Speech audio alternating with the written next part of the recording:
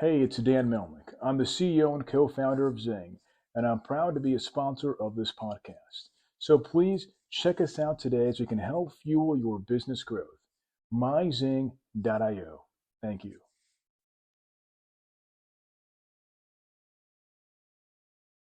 Can you please introduce yourself to my audience? Yep, okay. So I'm Mandy Sanghera and I live in the UK. I'm a global campaigner and I've been campaigning for 34 years. I started talking about violence against women, and more recently, in the last sort of 15 plus years, I've been supporting refugees and migrants. And also I've been using a lot of technology for good. And I've now have become, a global campaigner, and I've traveled around the world 3 times. I feel very lucky and grateful. I was in India last year for G20 twice for lots of events and things like that. So for me, now I'm at a stage in my life where I do a lot of mentoring, paying it forward and making sure that I'm supporting the next generation of young people, a bit like yourself. So, you have been doing this from a long time. I have. So how is that experience, and can Okay. you express some of your experiences? Okay. So things have changed a lot. So when I started campaigning and doing the work, we didn't have computers, we didn't have the technology, so things were very different. There was lots of different challenges trying to do that work. And obviously you have to change with the times, you have to evolve, you have to move. So when I was at school or when I was as young as you, I probably wouldn't have realized that I would be able to be logging onto a machine on a computer and I would be talking to somebody thousands of miles away in India. So, people would write a letter to people in India, or people would phone and the family would be waiting in a phone box waiting to say, look, here I am. Can you? And they'll say, Sai, your Auntie Mandy in England is on the phone, and then you have to go in the phone box. And it was so different. So for me, I have seen things really change in real time. But the sad thing is that when I started campaigning, I was talking about domestic violence and abuse, and those things have not changed.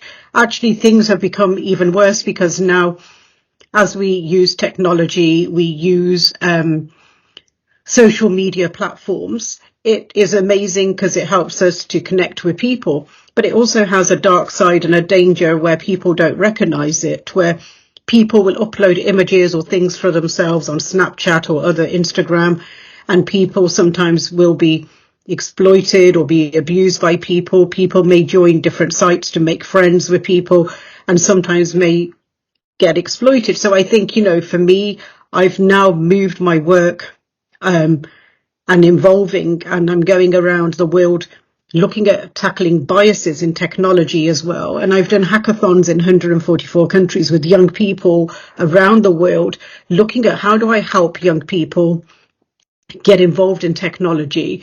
I mean, when I went to India last year, I was so impressed with like how it's involved and how much it's changed, because I went about 14, 15 years prior to that. And then to see like how the city and the country has changed, and it was just amazing. And then to see everyone has a smartphone, everyone is engaged with technology.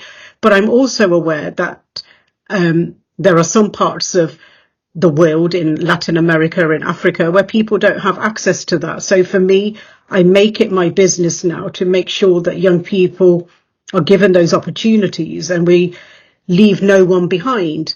So in the UK, just like the world, we had COVID. So England is a very rich country, but the problem is when COVID happened and all the children had to stay at home, lots of children didn't have internet, lots of children didn't have computers, and a lot of people didn't have smartphones. So I think when I tell young people around the world, and they're looking at England being G20, in G7, one of the richest countries, how can people and young people not have access to technology? So for me, I then went to my business partners and friends and colleagues who had big companies to say, look, if you have any old computers, can you clean them up? Give them to me. I need to give these to young people.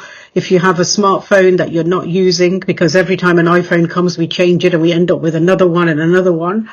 And lots of people had lots of phones and technology that were still working. So we cleaned it and gave it to other people. So for me, it's really important that we pay things forward and that we level up. So you work around the world, and I'm sure you might have seen women and domestic violence everywhere on the planet. So, and you have been in this from years. Yeah. So, what changed? What in this evolution? What change that you're observing in domestic violence all over the world? Okay.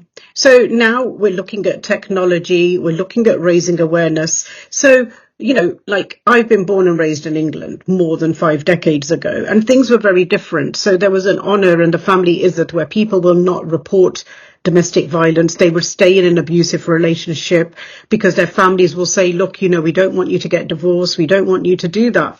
But I think even around the world now, that shame, that stigma, that concept of izzat has kind of evolved and changed a lot. So now if people are experiencing domestic violence, people are bringing their children back home, they're supporting them. There is more support there and there isn't as much shame. But I think years ago, as new communities were arriving, they didn't know their rights. They didn't know how to access support. I think now that the information is there, people know how to get that support. And what change that you are observing now? So now what I'm observing is that, young people feel more empowered to speak up and call out the community. I've also seen young boys come forward and talk about being abused. So, this macho culture where boys would not speak up, that they have been victims of abuse. So now I think that I have seen, for me, I support anyone, regardless of their religion, their ethnicity, their culture, their gender, their age, disability. I will always support anyone. And what I have seen is now that there is a lot more awareness around the world. There is also technology where people know how to access for help. And I think that now the police and other law enforcements around the world recognize this. But we also know that women will stay in an abusive relationship for at least 30 plus times before they leave that abusive relationship. So we need to empower people, to make people feel financially independent and have control over their lives. So for me, it's really important that people know their rights. So if somebody comes to England or America on a spouse visa, they married a Canadian or a British citizen, they sometimes are so scared because they're worried about being deported, because the families will threaten them. And it's about educating these women and also young children in the UK from India, Pakistan, Bangladesh or Afghanistan. Families are forcing them into a marriage. And this year is 20 years since I was one of the founders of the UK Forced Marriage Unit. So people in India and Pakistan can't believe that these practices are happening. And so sometimes families will want to try and control their child. They want their child to marry somebody they picked, or they don't like the person dating out of caste or different religion. So they try to control the situation. So we're trying to educate families and the young people. We're trying to sort of tell them about their rights.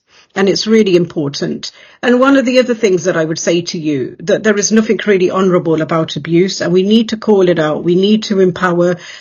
And I also work with a lot of young men to become feminists, to stand up for women's rights. So it's really important that young people like you who have influence, that you are being a voice and you're supporting women in the community.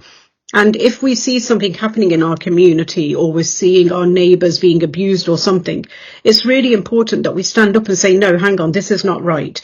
This is not how we do this. You cannot marry your 14-year-old daughter. Even though the governments in these countries have rules and saying you can't marry by this age, but sometimes people will do nagars, they will do different kind of religious ceremonies and not those marriages. But it's really important that if we know it's wrong, then we call it out, and we have to be brave enough to call it out. And I think for me, that has been why I've been around for such a long time, that I'm not, you have shows like, Britain's like the Pop Idol or the X Factor or something like that, and people come in, they have this 5 minutes of fame and they're everywhere. For me, it's about sustainability, and it's really important that I'm not a one-hit wonder, that actually I'm sustainable. I'm continuing to stay in my lane. I talk about issues that are important to me. So I'm very keen to not be everything to everybody and be nothing. I'd rather be what I want to be, stay in my lane around the violence against women or using technology for good and looking at how do I engage the next generation. So I'm very clear about who I am, what I do. And what needs to be done in order to reduce the number and reduce this negativity? Okay, so there are things that you can do in your communities as well around the world. It's really important that we raise awareness. We educate the girl child as well, that she knows her right. It's also about educating communities and families. And one of the things that in India over the years that I have done is by helping girls get into employment, the families get dependent on their income. Then they don't force them into a marriage when they're a child. They then realize, actually, do you know what? We need her to have an education. We want her to work. So you have to take small steps. It's also about understanding the culture nuances. It's understanding the culture and it's understanding and saying to families in the community, look, this is not going to happen. This is not right. So like even in India, Prime Minister Modi ended the triple talaq and people were like, what the hell is he doing? But he did that to try and end women's rights. End the violence against women, because actually what would happen is somebody would just say talaq 3 times and think that they can just divorce somebody. But it's not as simple as that. There is a whole legal framework. So I think that what we have to do is work with governments, raise awareness. And we also know that violence against women is a real issue globally around the world. There are issues with young men harassing women. They, think it's acceptable. And we need to educate boys about respect and not tell girls what to wear. It is so important because, I was involved when Jyoti Singh was, murdered on a bus, and I was campaigning and we were raising awareness. My friend did a film about this and interviewed some of those people, Leslie Irwin did.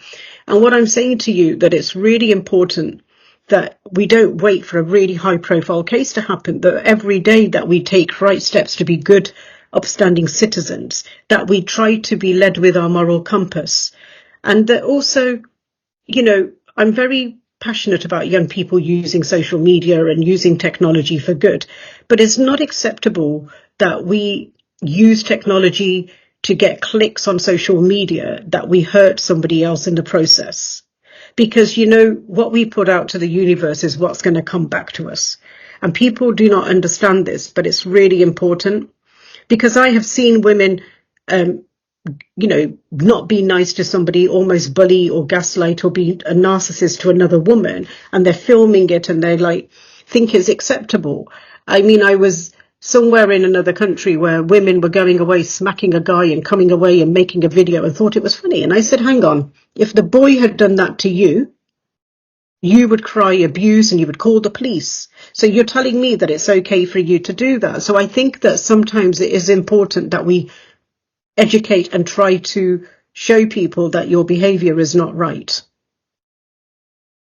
And you have been in this from a long time, and you're seeing this from many years. And you said it is increasing, but it is not decreasing. So how No. technology is contributing to this, and what do you say to the technology leaders who Mhm. are actually making this? So I think, big tech has a real responsibility to look at the algorithms. It has a thing to look at what they're putting out there. So, if somebody is putting out revenge porn of somebody, or they're putting out different things on somebody, they're putting out images and people are sharing something that was shared in private, or something that a conversation happened in private and then somebody puts it out on social media, that the police take it seriously and recognize it as a crime.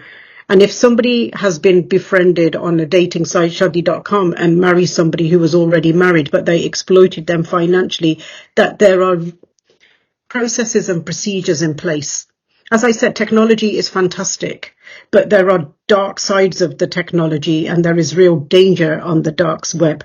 People are selling their organs, they're selling people on the dark web. So we need to look at this and how do we address that? just because we're on the right side of the technology, there is another underworld of the technology, which is the dark web, where, people are uploading horrendous, awful images of abuse and sexual abuse of children, and people are paying to watch this, or people are paying money to join different dark websites to learn about, terrorism or learning bad things. So we need a responsibility that governments are working with the tech companies, and the tech companies are shutting down those real bad situations, and also stopping the scams. Because actually one of the things that you will see, sometimes it's so easy to clone a website and make something. And I think I'm buying a holiday from you, but actually your website is not real. And before you know it, the money has transferred into your bank account. People are using technology to transfer money, and they're doing it. I don't know what your technology is called in India, but if you were going in like Apple Pay to pay for things and that, and people can scam people's cards, and the banks are not open. People can't report their card. Before they know it, somebody has run up a lot of debt on their card. So I think, that it's important that corporates, the technology, the police and the governments are working together around the world to tackle this. So, how to make internet safe? Do you have suggestions or advices or ideas that will help internet So I think that we the have to business take, leaders? so I think that we all have to take a personal responsibility. We can't just keep blaming the technology companies. It's really important that I'm responsible. Because if I walked on the road, I would not give you my password. I would not be sharing my personal data with you. But people are so desperate to be on social media that their common sense goes out the window. They don't see the risk and the dangers. Because, sometimes when we download an app, we just click yes, but you're not realizing what you're signing away. You don't know what data you're giving away. And sometimes people will use the same password because it's easy to, memorize. But it's really important that we pick corrupted and long, complicated passwords, and we keep them. We don't put them somewhere. It's really important that we don't share our passwords with other people. It's really important that, once you finish a transaction or something doesn't feel right, if the website doesn't look real, do a check, give it a call, go on the internet, look at it, double check and read the reviews on it. Because those are the sort of things that I think we all have to take a personal responsibility for going out there to use technology. As I said, it's amazing. It can connect us and do wonderful things. But it's also about staying smart and being sensible and staying safe. Those are the most important things that we have to do. And I also think that, we need people to take responsibility. Sometimes we share videos or tweets and things because we think it's funny. But actually, we shouldn't be spreading hate. Sometimes people might send a joke about, a different culture or a different person or something like that. And we think, oh, it's funny and we're going to keep forwarding it.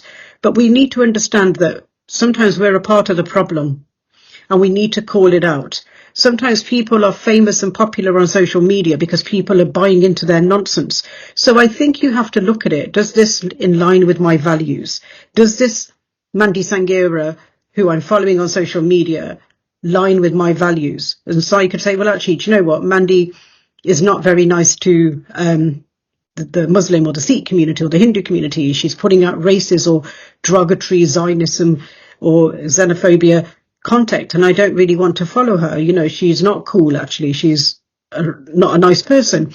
So I think we have to think about this, because in real world, in the real life, would you really follow somebody that was a horrible person? Would you really follow somebody and make them your friend? No. So why would you do it online? So I always say to people, if you wouldn't do it in real life, then don't do it online. And I also say to my nieces and nephews and friends, is like being popular on social media is like owning a house on a Monopoly board. It's not real. I don't know if you know the game Monopoly. You do. Yeah, And it's yeah. not real. So you have this game and you can buy this house and do this. And the thing is, it's fine having followers, but I can tell you, Si, I can count my friends on one hand. Okay. If I had trouble in my life or I needed something, I could count my friends on one hand, not the thousands of followers on social media. And The world is interconnected today. I'm sure you will be working with different governments in different countries. So, what do you talk when you go in public talks and when you interact with who are the public representatives? What exactly you will say and what they will say about the statistics? Okay, so for me, when I turn up at to speak around the world, and I'm very blessed and lucky to do that. I mean, I'm off to Dubai next month, and for me, it's about bringing my authentic self to the table. I don't pretend to be somebody else. I don't pretend to be an expert in everything. I stay in my lane, but I come in and talk about issues that are important for me. So when I'm given these opportunities, I'm being very clear about why I'm there. I'm not pretending to be something that I'm not. I'm not a doctor, so I'm not going to be turning up and talking about medicine and talking about certain procedures. So it's really important that you know that you're in your lane. It's really important that you know where to go. It is really important that we kind of bring our authentic self to the table here. So one of the things, I will give you an example. When we employ people and we want to hire people, sometimes people are too scared to say to somebody, oh, I have a hidden disability, or, you know, this is my gender, or this is my religion, or this is my culture, or this is that. And people are not spending their real time being themselves. So I think that it's so important. So one of the things I would say to young people who are listening today, please try and be the best version of yourself. Don't try and be somebody else, because people will see through that. It is really important that, you know, we stay safe online and we use technology for good. You also need to look at it that, yes, we can make money, we can do all these great things online and do all these great things, but it's also about sharing your data, your information, and ask yourself, do I really need to share this much? Because actually, for me, the secret success to my successes is about staying humble and staying gracious and then putting things out there. Because actually, when we're kind of talking about me, it turns off the audiences. And for me, like, I work with children all over the world, young people, by mentoring and giving them opportunities to come and join me. You know, I've been very lucky with my career that I've been able to campaign, speak in the House of Representatives in America, the UK House of Lords and Commons, the European Parliament, the United Nations, at NASA, and so many other places, World Economic Forum, places that people would only dream of, or they get to one place. And the reason that I have been able to do those different things is because I was being myself. I wasn't being somebody else. And I was being clear about my lane, about where I need to be. And also, I wasn't being complacent. So sometimes people get to one place, Si, and they think, oh yeah, I made it. And then they're not sharing and being kind. And I'll give you an example. Last year, when I came to India, I met lots of women who were like just saying, oh yeah, we're in G20. And they were not being very nice to some people. And I said to these women, listen, G20 is going from India in September to Brazil. I will be invited to Brazil, which I have been, to go this year. But some of you women will not be given that opportunity. So what I'm going to say to you is, please stay humble. Do not be horrible to other people, and just stay in your lane, because actually, if we step on people to get to the top, if we fall, we may need those people on the bottom. And if you've hurt those people, they may not want to help you. So I think that it is really important that we stay humble, that we don't cut somebody up for a shortcut to success. As I always say to people, we can't climb a ladder with our hands in our pocket. We have to do the work. The technology is available and humans are able to access the information from videos or audio or it can be text in different mediums and in different platforms in the internet. So there's wide information and I can able to access global information, but still why it is not, the technology is increasing and we are advancing as human beings. We are solving, higher level problems. We are interacting, you being in UK and me being in India, we can able to interact and communicate like this. We are advancing on other side, but still why this negativity and this, is this because of illiteracy or people who are not educating themselves, or they are I not think I thinking think you've themselves? answered the question yourself. I think a mixture of all of those things. But I think that you have to ask yourself, why am I going on to technology? Why am I using a certain platform? Because there is thousands and if not millions of apps out there. I only have a handful on my smartphone because I only use the ones that I need. I don't go out and download every app for the sake of it, because people are promoting social marketing and social engineering and giving us all these apps, and whatever the new trend is, people will use it. So what I will say to you, it's really important that we look at using the apps that we need. I look at it, what would I want out of it? Sometimes I have to go to an event and I have to download an app because it's the only way to get around the event.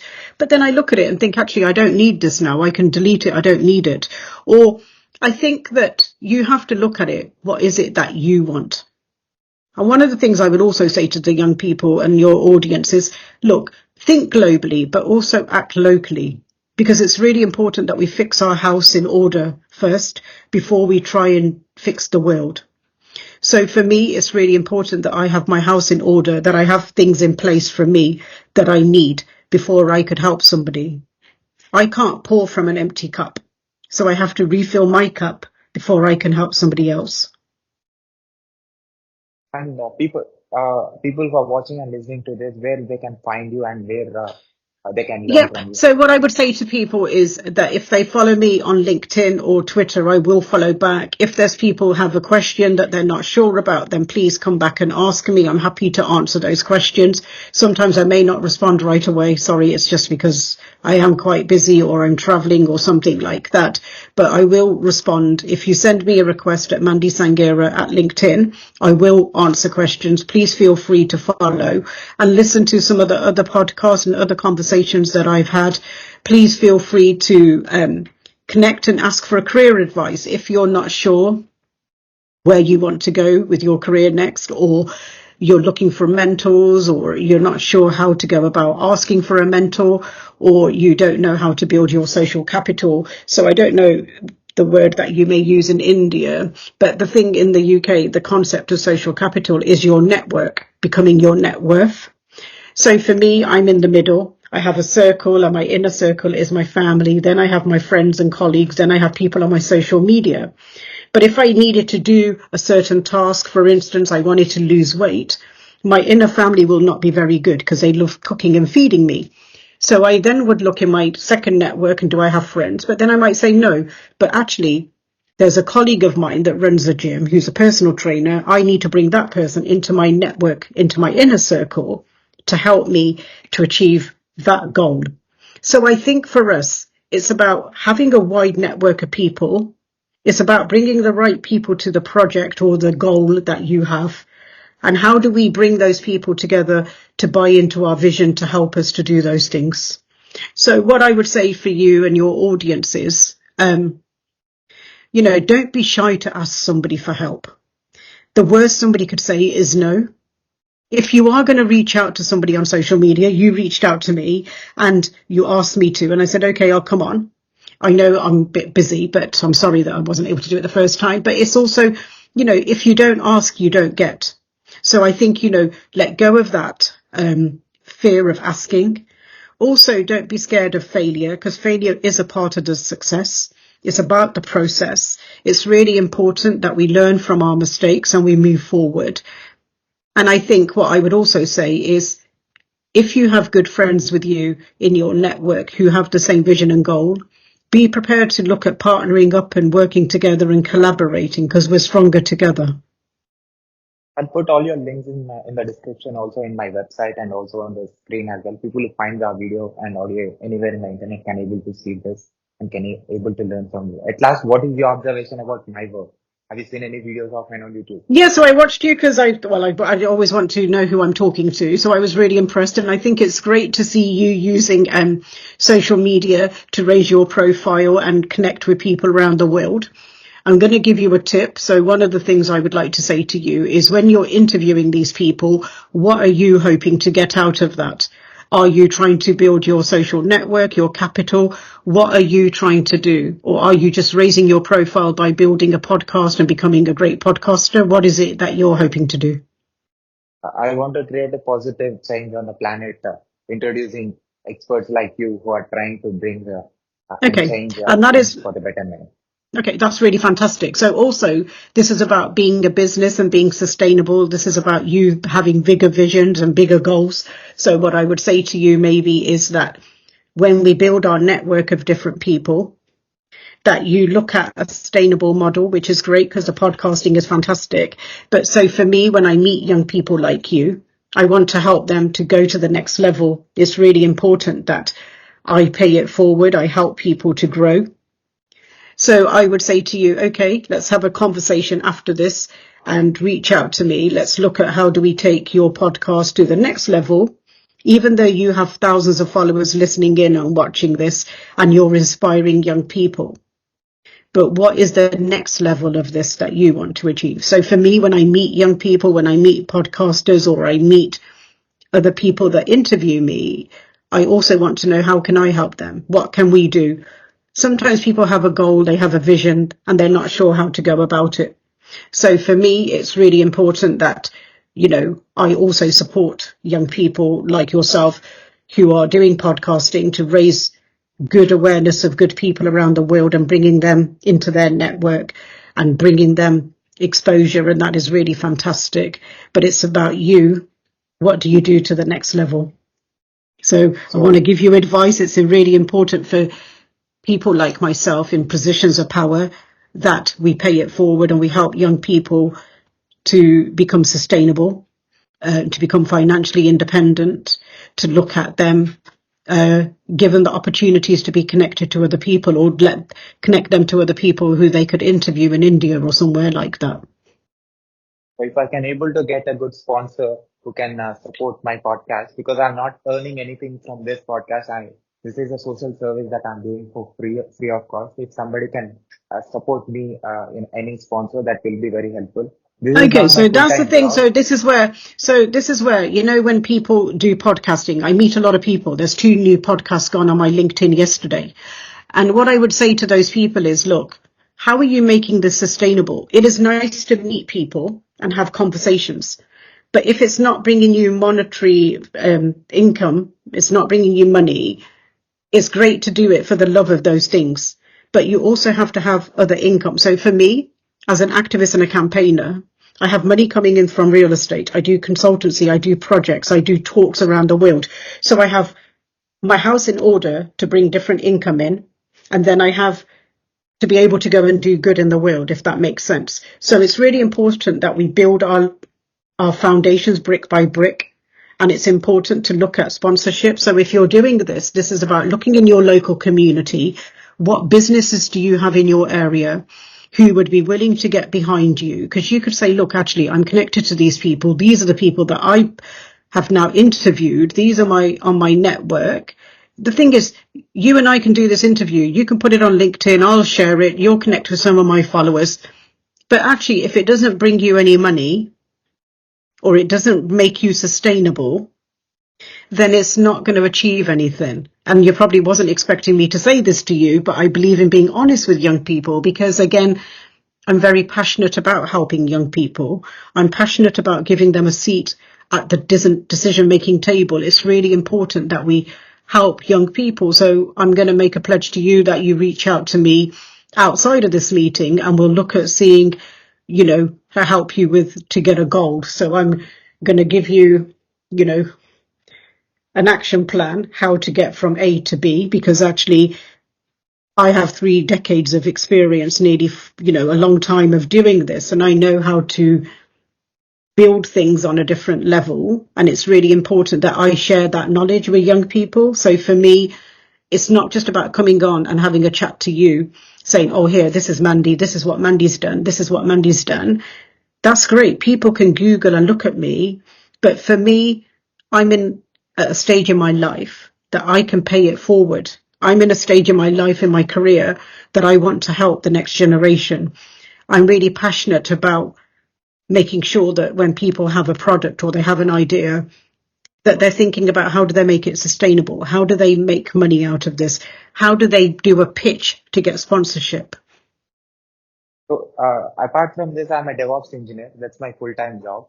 I'm a Okay. software engineer and a DevOps engineer. That's from which I'm making money. But if I Yeah. can able to get more projects, I can work for them so that I can make money there and I can do this social service even if I'm not getting paid from No, them. well, it's really good. And I think it's really commendable that you're doing this of service, and it's fantastic because, you know, for me, I love like what I do, and a lot of the work that I do is done on a voluntary basis or giving away money and helping people because it's so important for me to pay it forward because, you know, life has to be of service. Life has to be of impact. You know, for me, it's about standing up for social justice, promoting equality and of service. These are my values of Sikhism and Hinduism, that, you know, we pay it forward, that we help others. So those things are what are ingrained in me as a person. And I would say to you that, you know, it's fantastic that you have a great job and you're very bright and you do those things. But it's also about like, what am I trying to do? What am I trying to achieve? And I'm saying that to all of your audience. Sometimes we have blocks in our journey. We have mental blocks, financial blocks, you know, lack of ideas sometimes, or vision and goals. It's about how do we unblock them? How do we undo those? Maybe what we'll do one time, if you want to, we can do a workshop online instead of a talk, and maybe look at running a workshop for young people, bring people in on a Zoom call or something, and we can have a conversation with people to say, right, okay, what is the problem? How do we connect it? How do we bring people together? How do we share resources and ideas, and how do we collaborate? So I'm happy to do that later in the year for you. Definitely, I'll communicate with you after this about that. Thank you Thank very you much. again, Sai, and thank you for, go on. Can I put this video on my YouTube channel with your Yeah, permission? yeah, of course you can. Of course you can. Also, can I Yes. put this audio and video clip on my podcast, website, internet, social You can media, do whatever. everywhere You with can your do permission? whatever you like. You can do whatever you like. It's fine. Yep, that's So, thank fine. you very much, Thank Mandy, you. again. Thank you. Have a great day. Thank you.